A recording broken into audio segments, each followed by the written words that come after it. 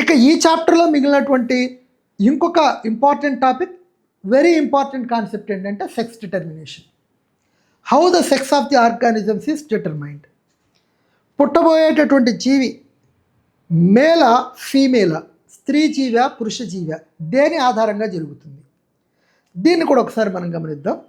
యాక్చువల్గా it differ from species to species. ఒక జాతికి ఇంకో జాతికి ఈ విషయంలో కొన్ని భేదాలు ఉంటాయి. Different species use different strategies for sex determination. లింగ నిర్ధారణ కోసం వేరే వేరే జీవులు వేరే వేరే రకాలైనటువంటి పద్ధతులను అవలంబిస్తాయి. ఉదాహరణలు గమనించినట్టయితే మనం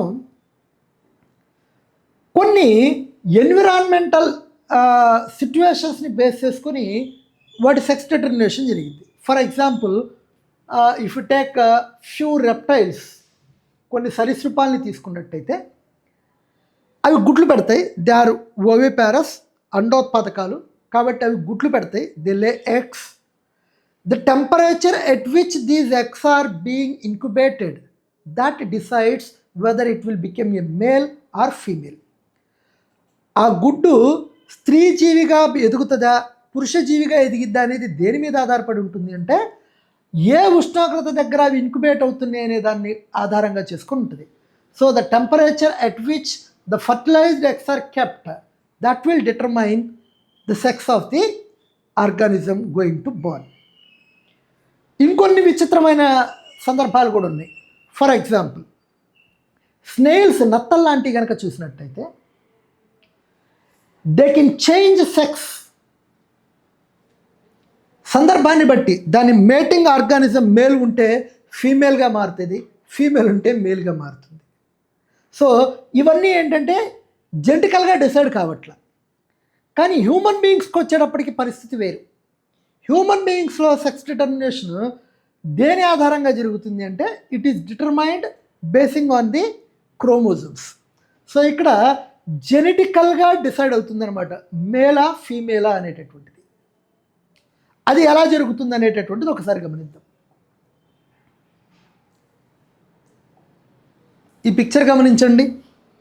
దీనిలో చూసినట్టయితే మేల్ ఫీమేల్ ఇండికేట్ చేస్తూ రెండు బొమ్మలు ఉన్నాయి. ఇక్కడ మనకు తెలుసు, మన సెల్స్లో న్యూక్లియస్ ఇందాటి నుంచి మాట్లాడుకుంటున్న అంశమే, దానిలో క్రోమోజోమ్లు ఉంటాయి. హ్యూమన్ బీయింగ్స్లో 23 పెయిర్స్ ఆఫ్ క్రోమోజోమ్స్ ఉంటాయి. ఎందుకని 23 పెయిర్స్ అంటున్నాం? క్రోమోజోమ్స్ రెండు సెట్స్గా ఉంటాయి. One set came from mother called maternal chromosomes, second set came from father called paternal chromosomes. అందువల్ల క్రోమోజోముల గురించి చెప్పేటప్పుడు ఎప్పుడు కూడా 46 అని చెప్పట్లేదు నేను, 23 జతలు, 23 పెయిర్స్ ఆఫ్ క్రోమోజోమ్స్ ఉంటాయి. ఈ 23 పెయిర్స్ ఆఫ్ క్రోమోజోమ్స్లో 22 pairs of chromosomes determine the somatic characters of the body which is not linked with the sex. It is common for both male and female. ఈ 23 జతల క్రోమోజోముల్లో 22 జతల క్రోమోజోములు స్త్రీలలో అయినా పురుషుల్లో అయినా ఒకేలాగా ఉంటాయి. ఇవి శారీరక లక్షణాన్ని మాత్రమే నిర్ధారిస్తాయి. లైంగిక లక్షణాన్ని నిర్ధారించడం కోసం ఒక పెయిర్, ఒకే ఒక జత ఉంటాయి. ఆ ఒక పెయిర్ని ఏమంటామంటే సెక్స్ క్రోమోజోమ్స్ అని చెప్పి పిలుస్తాం. ఈ సెక్స్ క్రోమోజోమ్స్ మిగిలిన 22 పెయిర్స్ లాగా ఇద్దరిలో కామన్గా ఉండవు, ఇవి వేరువేరుగా ఉంటాయి. ఎలా ఉంటాయి అంటే, if you see the female, ఇక్కడ ఉండే రెండు క్రోమోజోములు, వన్ పెయిర్ అన్నాం కదా, రెండు క్రోమోజోములను ఏమని చెప్తామంటే ఎక్స్తో ఇండికేట్ చేస్తాం. Comparatively they are big in size when compared to its counterpart Y chromosome present in male. పురుషుల్లో ఉండే వై అనే క్రోమోజోమ్తో పోలిస్తే స్త్రీలలో ఉండే ఎక్స్ అనే క్రోమోజోము, లేదా పురుషుల్లో ఉండే ఎక్స్ అనే క్రోమోజోము కొంచెం పెద్దదిగా ఉంటుంది. ఈ ఎక్స్ క్రోమోజోములు, రెండు ఎక్స్ క్రోమోజోములు ఉంటే ఫీమేల్ అవుతుంది. ఒక ఎక్స్ క్రోమోజోము, ఒక వై క్రోమోజోము, హెట్రోజైగస్ అనుకున్నాం కదా, ఒక లక్షణాన్ని నిర్ధారించే రెండు కారకాలు వేరువేరుగా, అలా వేరువేరుగా ఉంటే అది మేల్ ఆర్గానిజం అవుతుంది, మేల్ హ్యూమన్ బీయింగ్ ఫామ్ అవుతుంది. At the time of formation of gametes, బీజకణాలు ఏర్పడేటప్పుడు ఏం జరుగుతుందంటే, ఈ XY అనేటటువంటి దానిలో నుంచి మియాటిక్ డివిజన్ జరిగి ఒక గ్యామెట్లోకి X, ఇంకో గ్యామెట్లోకి Y వస్తాయి. అంటే మేల్లో ఫామ్ అయ్యే గ్యామెట్స్ రిప్రొడక్షన్ చాప్టర్లో నేర్చుకున్నాం మనం. They are called spermatozoa, sperm, శుక్రకణాలు అంటున్నాం. ఈ శుక్రకణాల్లో only 1 set of chromosomes are present. మామూలుగా అయితే 2 సెట్స్ ఉండాలి, డిప్లాయిడ్ కండిషన్ అంటాం. కానీ ఇక్కడ ఏమవుతుందంటే ఓన్లీ 1 సెట్ ఆఫ్ క్రోమోజోమ్స్ ఉంటాయి. ఎందుకంటే chromosomal number is reduced to half in meiotic division during the formation of gametes. ఈ సంయోగ బీజాలు ఏర్పడేటప్పుడు క్షయకర్ణ విభజన అనేది జరిగి ఈ క్రోమోజోముల సంఖ్య సగానికి తగ్గించబడుతుంది. ఆ తగ్గించబడేటప్పుడు ఈ 22 జతల్లో నుంచి ఒక 22 క్రోమోజోములు ప్లస్ నాట్ 22 pairs, 22 ఓన్లీ 22 క్రోమోజోములు ఈ XYలో నుంచి ఎయిదర్ X ఆర్ Y వస్తాయి అనమాట. అంటే ఇక్కడ 2 పాసిబిలిటీలు. Spermatozoa may contain 22 somatic chromosomes and 1 sex chromosome. That 1 sex chromosome it may be either X or Y. కాబట్టి 22 శారీరక క్రోమోజోములు ఒక లైంగిక క్రోమోజోము ఒక శుక్రకణంలో ఉంటాయి. ఆ లైంగిక క్రోమోజోము X అయినా కావచ్చు, Y అయినా కావచ్చు. ఎందుకంటే ఇక్కడ X, Y రెండు ఉన్నాయి. కానీ ఫీమేల్కి వచ్చేటప్పటికి ఏమవుతుందంటే ఉన్నది 2 Xలే. కాబట్టి 22 క్రోమోజోమ్స్తో పాటు X క్రోమోజోమ్ మాత్రమే ఉంటుంది. సో ఇక్కడ ఏం జరుగుతుందంటే ఎట్ ది టైమ్ అండంలో ఖచ్చితంగా X క్రోమోజోమే ఉంటుంది. In the ovum only X chromosome is present. But in spermatozoa it may contain either X or Y. We know that a large number of spermatozoa are produced from the male body, whereas only 1 egg per time is released from the female body. కాబట్టి ఇక్కడ ఒక అండము, ఒక X chromosome కలిగిన అండం ఎప్పుడూ X క్రోమోజోమ్నే కలిగి ఉంటుంది. Egg always contain X chromosome. But lot of millions of spermatozoa that contain either X or Y, means 50% of the spermatozoa contain X chromosome and remaining 50% of the spermatozoa contain Y chromosome. 50% శుక్రకణాల్లో X chromosome ఉంటే 50% శుక్రకణాల్లో Y chromosome ఉంటుంది. So ఇప్పుడు వీటిల్లో ఏది ఈ అండంతో కలుస్తుంది అనే దాన్ని బట్టి పుట్టబోయేటటువంటి బిడ్డ మేల్ బేబీనా ఫీమేల్ బేబీనా డిసైడ్ అవుతుంది. సో ఒకవేళ X క్రోమోజోమ్ ఉన్నటువంటి స్పెర్మ్ కనుక ఓవాతో కలిస్తే XX మళ్ళీ ఫీమేల్ కాంబినేషన్ వస్తుంది. ఒకవేళ Y క్రోమోజోమ్ ఉన్నటువంటి స్పెర్మటోజోవా కనుక ఎగ్తో కలిస్తే XY మేల్ బేబీ ఫామ్ అవుతుంది. సో ఇప్పుడు చెప్పండి, పుట్టేటటువంటి బిడ్డ మేలా ఫీమేలా అనేది ఎవరి మీద ఆధారపడి ఉంది? సహజంగా ప్రతిసారి ఆడపిల్లనే కన్నామని చెప్పి ఆడవాళ్ళనే అంటుంటారు. కానీ ఆడవాళ్ళ నుంచి ఎప్పుడు కూడా X క్రోమోజోమ్ మాత్రమే వస్తుంది. పుట్టేది మగబిడ్డనా ఆడబిడ్డనా డిసైడ్ చేసేది ఎవరు? పురుషుడి నుంచి వచ్చేటటువంటి శుక్రకణాలు. The spermatozoa coming from the male. Of course it is not in the hand of male also. అతని చేతిలో కూడా ఏం లేదు, 50-50 chance. But the determining factor is spermatozoa. What chromosome is present in spermatozoa is important for the sex determination in male in the human beings. కాబట్టి మానవుల్లో లింగ నిర్ధారణకి ప్రధానమైన కారకం ఇక్కడ ఏమవుతుంది అంటే పురుషుడి నుంచి వచ్చిన శుక్రకణాలు, ఆ శుక్రకణంలో ఉన్నటువంటి లైంగిక chromosome. If the sperm contain X chromosome, surely the baby will be girl child. If the sperm contain the Y chromosome, surely the baby will be bye child. Right? So ఆడబిడ్డ X క్రోమోజోమ్ కలిగిన శుక్రకణం కనుక ఏ పని అయితే ఆడపిల్ల పుడుతుంది. Y chromosome కలిగిన శుక్రకణం కనుక అండంతో కలిస్తే మగబిడ్డ పుడతాడు. Right? So this is the way how the sex is determined in human beings. It's very, very, very important concept. Right? So మనం ముందు అనుకున్నట్టుగా 3 అంశాల్లో మెయిన్ కాన్సెప్ట్స్ అయ్యే క్వశ్చనింగ్ ఎలాగుంటుంది, ఎలా ప్రిపేర్ అవ్వాలి, దాని గురించి ఇప్పుడు ఒకసారి చూద్దాం. టెక్స్ట్ బుక్లో ఉన్న క్వశ్చన్లు ఒకసారి గుర్తు చేసుకునే ప్రయత్నం చేద్దాం. ఈ ప్రశ్న గమనించండి. If a trait X exist in 10% of the population of an asexually reproducing species and a trait B exists in 60% of the same population, which trait likely to have arisen earlier? ఒక జనాభా ఉందంట. ఈ జనాభాలో 10% జీవులకి ఏ అనేటటువంటి లక్షణం ఉందంట. ఇవి అలైంగికంగా ప్రత్యుత్పత్తి జరిపే సెక్షువల్లీ రిప్రొడ్యూసింగ్ ఆర్గానిజమ్స్. 60% జీవులకి బి అనేటటువంటి ట్రైట్, బి అనే లక్షణం ఉందంట.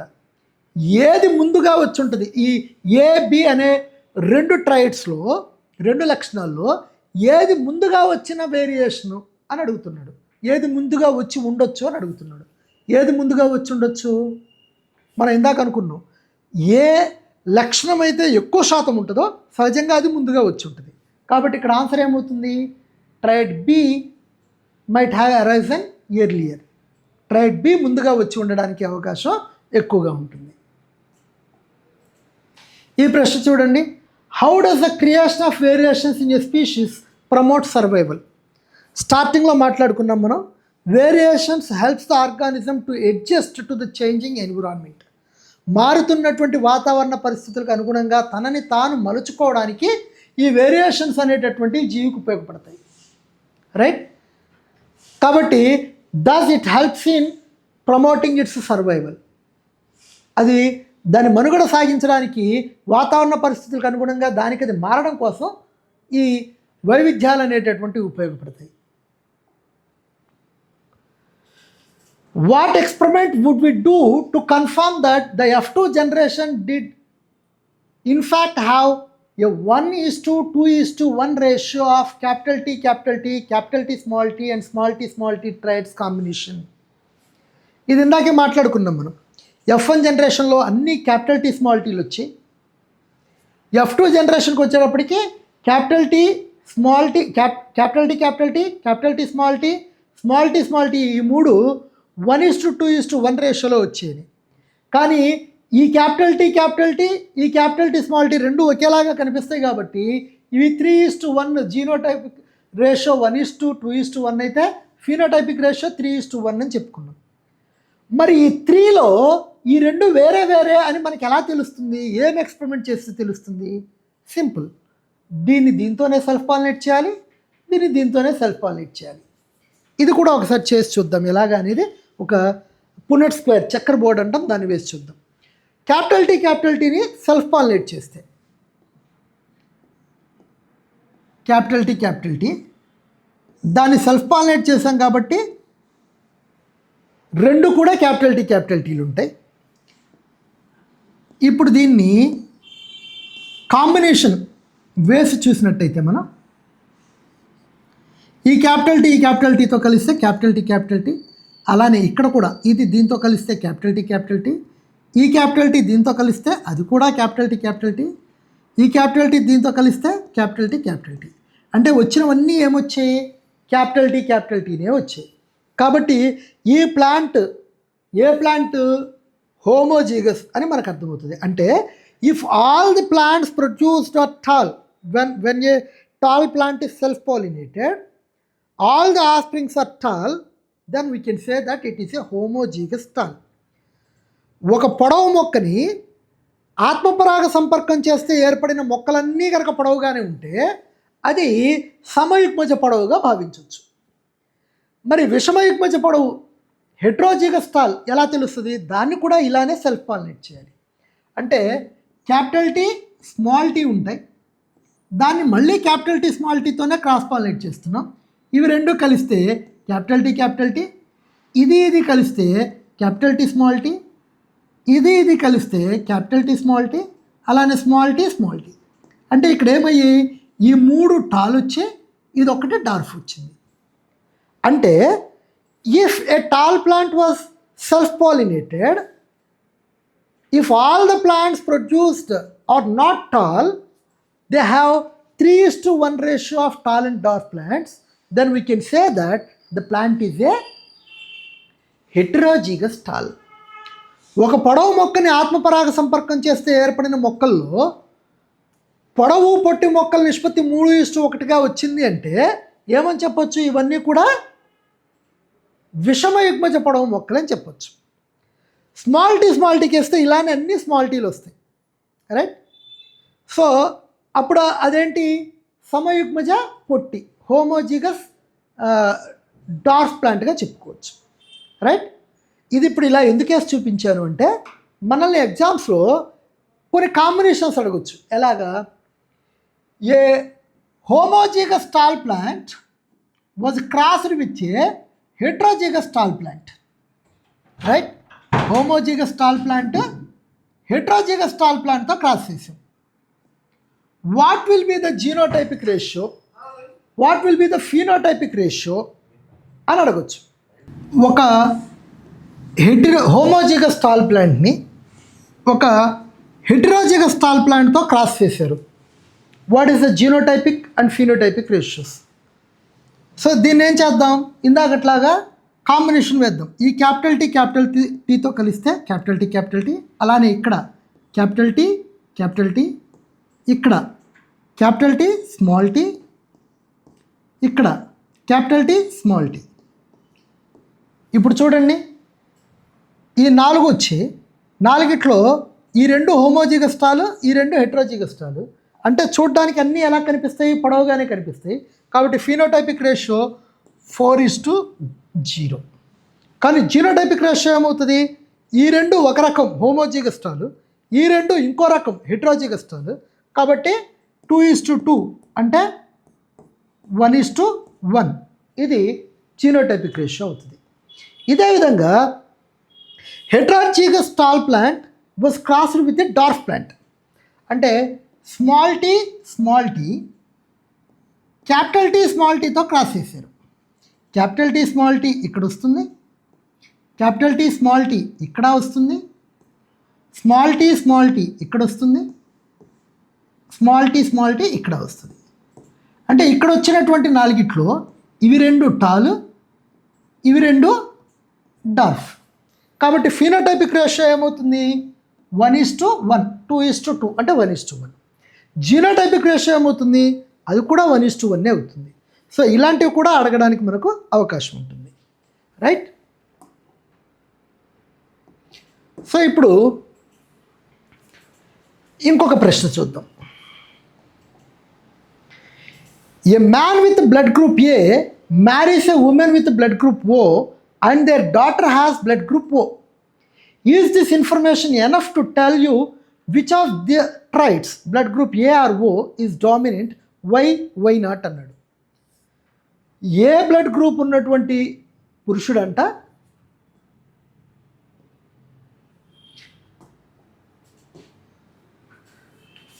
ఓ గ్రూప్ ఉన్నటువంటి స్త్రీతో వివాహం చేసుకుంటే వాళ్ళకి పుట్టిన పాపకు కూడా ఓ గ్రూప్ ఉంది అంట. దీన్ని ఆధారంగా చేసుకుని ఏ డామినెంటా ఓ డామినెంటా మనం చెప్పగలమా? ఈ ఇన్ఫర్మేషన్ సరిపోతుందా అని అడుగుతున్నాడు. సరిపోతుందా? ఖచ్చితంగా సరిపోదు. ఎందుకని? అసలు ఈ ఏ అనేది హోమోజిగసా హెట్రోజిగసా, ఓ అనేది హోమోజిగసా హెట్రోజిగసా అనేది తెలియకుండా మనం ఏది డామినెంట్ ఏది రెసిసివ్ అనేది ఒక్క ఉదాహరణతో డిసైడ్ చేయలేము. ఎప్పుడు డిసైడ్ చేయగలుగుతాము? Has to take at least 3 generations data. F1 F2 తరాల ఇన్ఫర్మేషన్ కూడా తీసుకుంటే, ఆ ఇన్ఫర్మేషన్ కూడా ఉంటే అప్పుడు మాత్రమే మనం దాన్ని డామినెంటా రెసిసివ్ అని డిసైడ్ చేయగలం. మామూలుగా ఏది డామినెంట్ ఏది రెసిసివ్ తర్వాత సంగతి. ఇచ్చిన డేటాని ఆధారంగా మనం డామినెంట్ ఏదో రెసిసివ్ ఏదో డిసైడ్ చేయగలమా అని అడిగితే డిసైడ్ చేయలేము. ఎందుకు డిసైడ్ చేయలేము? We don't know the genetic makeup of A, we don't know the genetic makeup of O, and we don't have the data regarding 3 generations, parental, F1 and F2 generation. If we have these 3 generations data, then only we can able to decide a trait as a dominant or recessive. ఈ 3 తరాల సమాచారం ఉన్నప్పుడు మాత్రమే ఒకటి డామినెంటా రెసిసివా, బహిర్గతమా అంతర్గతమా అనేది నిర్ధారించగలం, right? ఇవి ఇంటెక్స్ట్లో ఇచ్చినటువంటి ప్రశ్నలు. మరి ఎక్సర్సైజెస్లో ఇచ్చిన ప్రశ్నలు చూడండి. A Mendelian experiment consisted of breeding tall pea plants bearing violet flower. 2 లక్షణాలు తీసుకున్నాడు. Tall pea plant, violet flower. అంటే short pea plant bearing white flower. రెండోది ఏంటి? Short white flower. The progeny all bore violet flowers but almost half of them were short. So ఇక్కడ గమనించండి, వచ్చిన new ఆర్గానిజమ్స్లో ఆస్ప్రింగ్స్లో అంట అన్నీ వైలెట్ కలర్లోనే ఉన్నాయట. అన్నీ వైలెట్ కలర్లో ఉన్నాయంటే తీసుకున్నది ఒకటి వైలెట్ ఒకటి వైట్ అయినప్పుడు అన్ని వైలెట్లో ఉంటే వైలెట్ ఏంటి, డామినెంటా రెసివా, ఒకటి దృష్టిలో పెట్టుకోండి. But almost half of them were short. కానీ వచ్చినటువంటి వాటిలో హైట్ చూసినప్పుడు సగం షార్ట్ ఉన్నాయంట, రైట్. సో దీన్ని ఆధారంగా చేసుకొని this suggest that the genetic makeup of tall parent can be depicted as. Tall parent genetic makeup ఏమై ఉండొచ్చు అని అడుగుతున్నాడు, రైట్. డామినెంట్ డబ్ల్యూ పెట్టేసేసుకుంటే మనకి ఇక్కడ వేరియేషన్ అవ్వాల్సింది ఎక్కడ అంటే almost half of them were short అన్నాడు. సగం షార్ట్ వచ్చేయంటే అందులో షార్ట్కి సంబంధించినటువంటి లక్షణం ఉండాలి. మిగిలిన ఫ్యాక్టర్స్ తీసేస్తే మనం ఇదిగోండి చూడండి, స్మాల్ టీ ఉంది ఇక్కడ, right. Capital T small T ఉండేటటువంటిదే పేరెంట్ అవుతుంది. ఎలాగో డామినెంట్ అన్నారు కాబట్టి వైలెట్ ఫ్లవర్స్ అన్నిటికీ వైలెట్ ఫ్లవర్సే వచ్చాయి కాబట్టి డామినెంట్ క్యాపిటల్ డబ్ల్యూ పెట్టుకుంటాం, రైట్. ఇక ఈ ప్రశ్న చూడండి. A study found that children with light coloured eyes are likely to have parents with light coloured eyes. ఒక స్టడీలో ఒక ప్రయోగంలో తెలిసిన విషయం ఏంటంటే, అంటే ఒక సర్వేలో తెలిసిన విషయం ఏంటంటే, సహజంగా లైట్ కలర్డ్ ఐస్ ఉన్న వాళ్ళ పేరెంట్స్ కూడా లైట్ కలర్డ్ ఐసే ఉండడాన్ని గమనించారంట. On this basis can we say anything about whether the light eye coloured trait is dominant or recessive. మళ్ళీ సేమ్ ఇందాకట్లాంటిదే. ఈ సమాచారం ఆధారంగా లైట్ ఐ కలర్ అనేది డామినెంటా రెసిసివా అనేది మనం చెప్పగలుగుతామా? చెప్పలేము. ఎందుకని? లైట్ కలర్ అనేది హెట్రోజిగసా హోమోజిగసా తెలియదు. అది రెండో పాయింట్. అసలు మొదటి పాయింట్ ఏంటి, డామినెంటా రెసిసివా అనేది మనం చెప్పగలగాలి అంటే ఎన్ని జనరేషన్ ఇన్ఫర్మేషన్ కావాలి? పేరెంట్ జనరేషన్ కావాలి, F1 జనరేషన్ కావాలి, F2 జనరేషన్ కావాలి. ఇక్కడ అంత సమాచారం ఇచ్చాడా? లేదు. కాబట్టి దీని ద్వారా మనం అది డామినెంటా రెసిసివా అనేది డిసైడ్ చేయడం సాధ్యం కాదు. Outline a project which aims to find the dominant coat colour in dogs అన్నాడు. డాగ్స్లో కోట్ కలర్లో డామినెంట్ ఏది రెసిసివ్ ఏది కనుక్కోవడానికి, డామినెంట్ ఏదో కనుక్కోవడానికి ఏదన్నా ఒక ప్రాజెక్ట్ని ప్లాన్ చేయమన్నాడు. Simply if you take monohybrid cross we can able to decide it. Monohybrid cross తీసుకుంటే రెండు వేరే కోట్ కలర్స్ ఉన్న ఆర్గానిజమ్స్, ప్యూర్ బ్రీడ్స్ తీసుకొని దాన్ని క్రాస్ చేస్తే F1 జనరేషన్లో ఏదో ఒక క్యారెక్టర్ బయటకు వస్తే ఆ బయటకు వచ్చిందే డామినెంట్. కన్ఫర్మ్ చేసుకోవడం కోసం దాన్ని మళ్ళీ సెల్ఫ్ పాలినేట్ చేస్తే F2 జనరేషన్లో 3:1 రేషియో వస్తే we can confirm which is dominant and which is recessive. How is the equal genetic contribution of male and female parents ensured in the progeny. ప్రోగనీలో male and female parents ఇచ్చే genetic contribution ఈక్వల్గా జరుగుతుందని ఎలా decide చేసుకుంటాం? At the time of meiosis chromosomal number is reduced to half and that half set of chromosomes are coming into the gametes.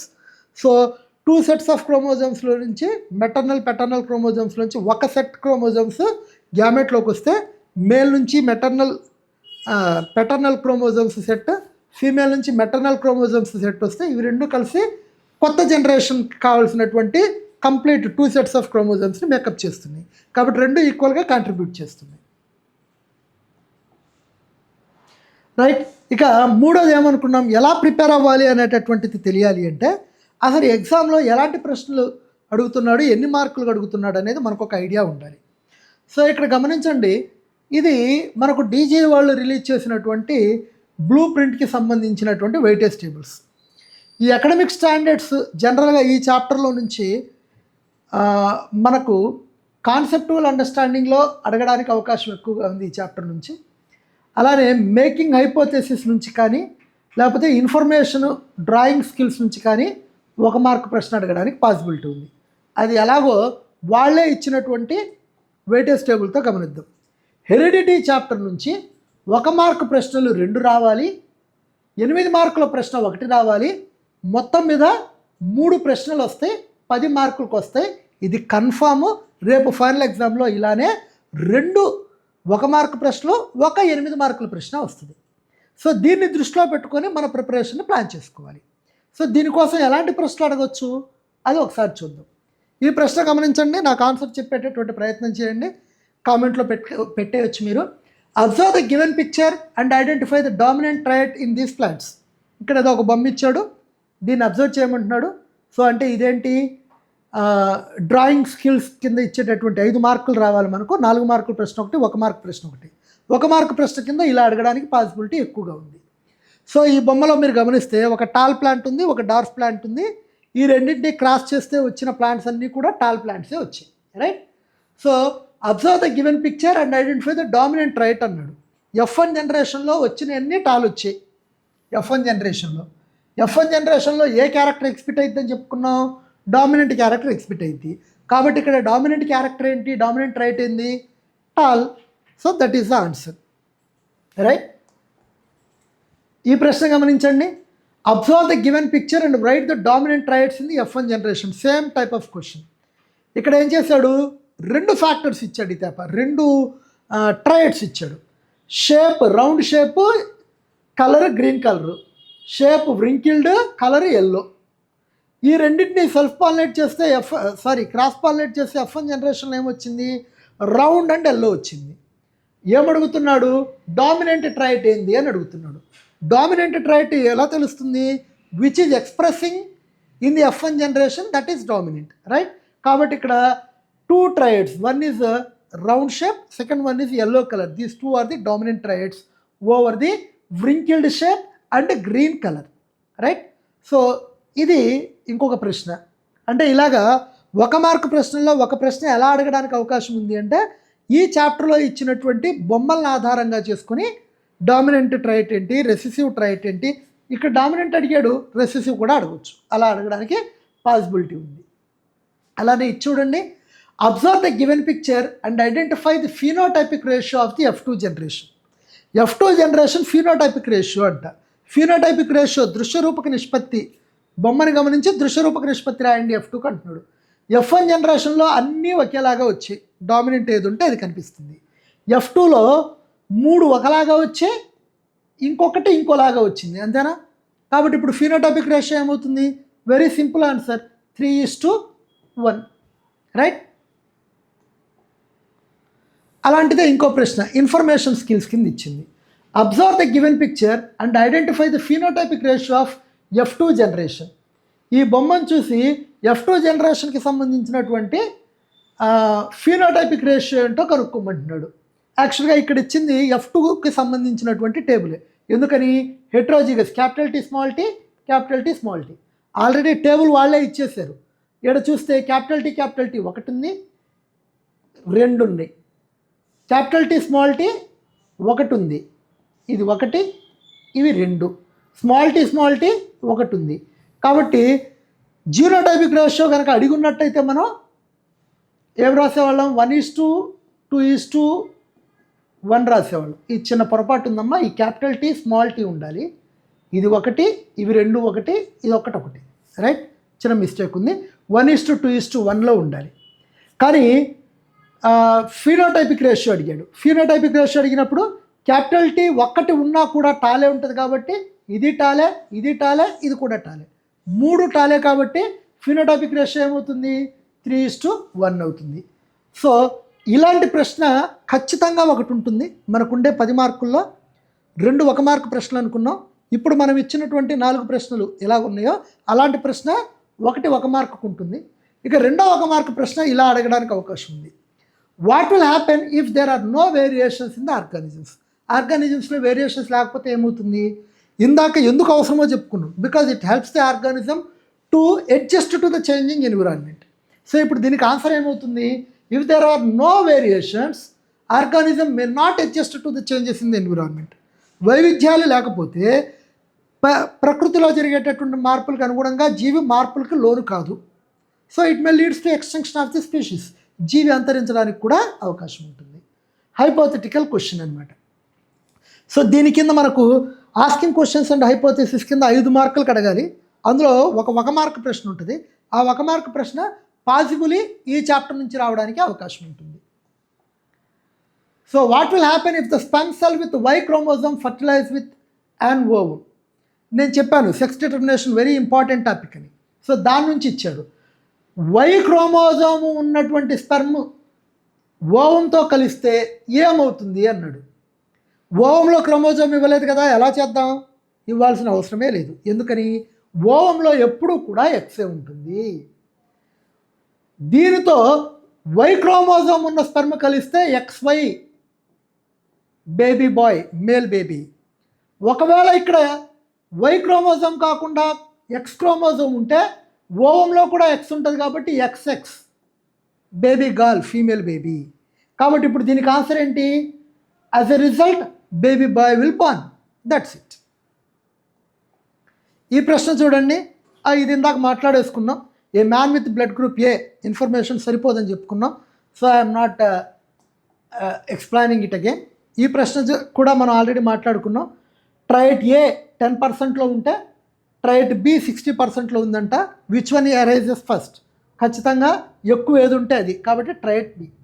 ఇలాంటి ప్రశ్నలు ఇంకొక 1 mark ప్రశ్నగా రావడానికి అవకాశం ఉంటుంది, కాబట్టి వీటి మీద కాన్సన్ట్రేట్ చేయాలి. రైట్. ఇక అతి ముఖ్యమైనది, ఖచ్చితంగా ఈ చాప్టర్లోంచి 8 మార్కుల ప్రశ్న వచ్చి తీరుతుంది. ఆ వచ్చేటటువంటి ప్రశ్నలు ఏవి రావడానికి పాసిబిలిటీ ఉంది, 8 మార్కులకు అడిగే ప్రశ్నలు ఇందులో ఏమున్నాయి, దాన్ని మనం లిస్ట్ అవుట్ చేసుకుంటే మొత్తం 8 + 2 10 మార్కులు మన జేబులో ఉన్నట్టే. రైట్. సో జనరల్గా అడగడానికి అవకాశం ఉన్న ప్రశ్నలు: how do Mendel's experiment show that traits are inherited independently? ఇండిపెండెంట్గా ఇన్హెరిట్ అవుతాయి అనేది ఏ హైబ్రిడైజేషన్లో తెలుస్తుంది? డైహైబ్రిడ్ క్రాస్లో తెలుస్తుంది. దాని ఆధారంగానే లా ఆఫ్ ఇండిపెండెంట్ అసార్ట్మెంట్ చెప్పాం. కాబట్టి దీనికి ఆన్సర్ దేని ఆధారంగా ఇస్తాము అంటే డైహైబ్రిడ్ క్రాస్ ఆధారంగా ఇస్తాం. సింపుల్గా చెప్పాలి అంటే ఇది డైహైబ్రిడ్ క్రాస్ని ఎక్స్ప్లెయిన్ చేయమని అడగడం.